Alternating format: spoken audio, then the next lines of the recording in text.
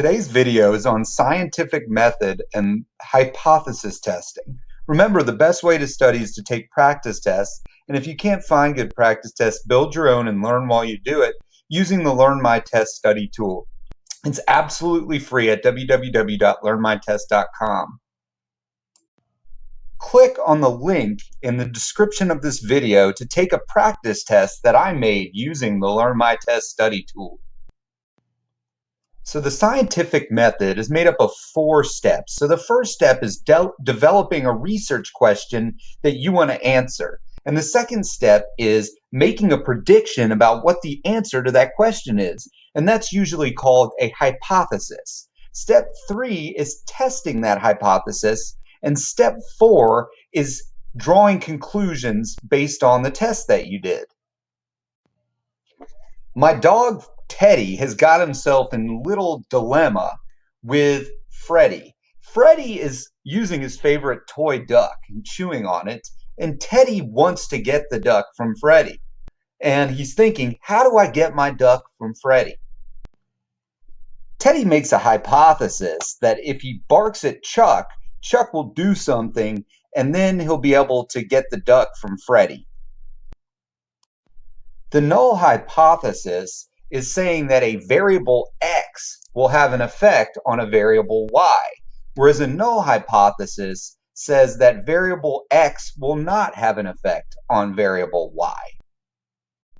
Based on that description, what is the null and alternative hypotheses for Teddy in his little predicament? The alternative hypothesis is that barking at Chuck will affect his ability to get the duck from Freddy, but the null hypothesis is that barking at Chuck will have no effect on his ability to get the duck from Freddy.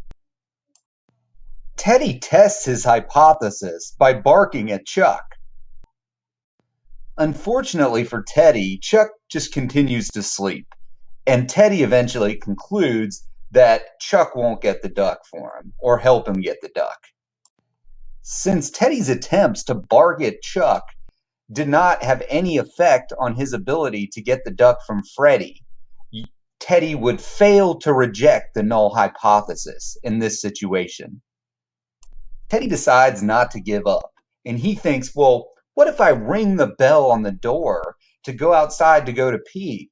Maybe Freddy will leave the duck and go to the door if I ring the bell. The alternative hypothesis is that Teddy ringing the bell will have an effect on his ability to get the duck from Freddy.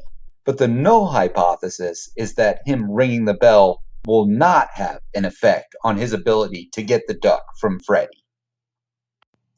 Teddy goes ahead and tests his hypothesis by running to the door and ringing the bell. Ring, ring, ring, ring, ring. The bell rings loudly. Teddy waits by the door as Freddy hears the bell and runs quickly to the door. As Freddy moves to the door, Teddy seizes the opportunity to grab his coveted duck and starts playing with it. Teddy was able to conclude that ringing the bell did help him get his coveted duck from Freddy. Since Teddy's ringing the bell did have an effect on his ability to get the duck, we can reject the null hypothesis or accept the alternative hypothesis. Remember that the best way to study is to take practice tests, and if you can't find good practice tests, build your own and learn while you do it using the Learn My Test study tool.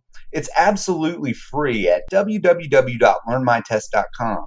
You can actually click on the link in the video description to take a practice test that I made using the Learn My Test study tool. Thank you so much for watching this video.